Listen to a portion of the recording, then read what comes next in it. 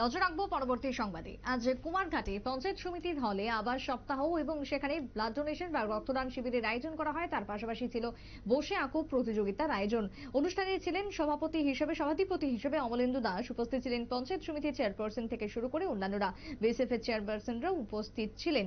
তবে খোয়াই বিশেষ করে কুমারঘাট পঞ্চায়েত সমিতির হলে আজকের এই আবার সপ্তাহের আয়োজন, কি বক্তব্য উঠে এসেছে আজকের এই কুমারঘাট থেকে শুনুন। এটা আমাদের ভারতবর্ষের একটা বৃহৎ যোজনা,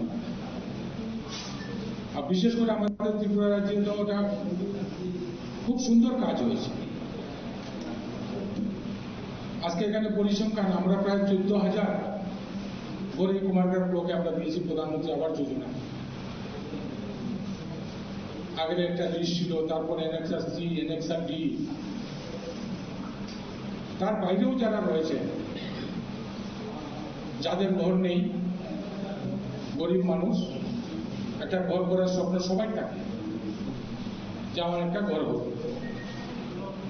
আর আমাদের দেশের যশস্বী প্রধানমন্ত্রী আবাস যোজনা শুরু করেছেন এই উদ্দেশ্যকে নিয়ে যে আমার দেশের প্রত্যেকটা পরিবার, প্রত্যেকটা ব্যক্তি যাতে একটা ফাঁকা ঘর থাকে। এবং এই আবাস এর সঙ্গে আরো কিছু জিনিস যুক্ত করেছেন যেটা আমাদের জন্য খুব প্রয়োজন ছিল, যে বিশেষ করে শৌচালয়, জলের ব্যবস্থা, ইলেকট্রিকের ব্যবস্থা, এই যে 4-5টা জিনিস নিয়ে যে মিশন উনি চালিয়েছেন, সেটার ফল কিন্তু আমরা পেতে শুরু করেছি। আজকে গ্রামে আপনারা শুনলেন আজকের আবাস সপ্তাহ উপলক্ষে বক্তব্য। উদ্বোধক হিসেবে ছিলেন ঊনকোটি জেলা সভাধিপতি অমলেন্দু দাস। তিনি এই বক্তব্য রাখেন এবং আবাস সপ্তাহকে কেন্দ্র করে পড়ুয়াদের মধ্যে উৎসাহ ছিল, কারণ বসে আঁকো প্রতিযোগিতায় তারা অংশগ্রহণ করেন। ছোট্ট একটা বিরতির পর ফিরে আসছি, সঙ্গে থাকুন।